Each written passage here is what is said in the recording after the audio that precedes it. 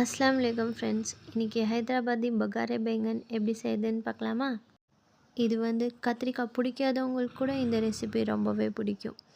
இது நம்ம ஊர் ஸ்டைலு எண்ணெய் கத்திரிக்காய் குழம்பு மாதிரி. இது ஹைதராபாதி ஸ்டைல் பகாரே பேங்கன் எண்ணெயிலேயே வறுத்து செய்கிறது. ரொம்ப டேஸ்ட் சூப்பராக இருக்கும். இதை பிரியாணி கூட வச்சு சாப்பிட்லாம், செம்மையாக இருக்கும். இதை நீங்கள் ஒரு டைம் ட்ரை பண்ணி பார்த்தீங்கன்னா அடுத்து நீங்களே அப்பப்போ செய்ய ஆரம்பிச்சிருவீங்க. ரியலி அவ்வளோ டேஸ்ட்டாக இருக்குங்க ஃப்ரெண்ட்ஸ்.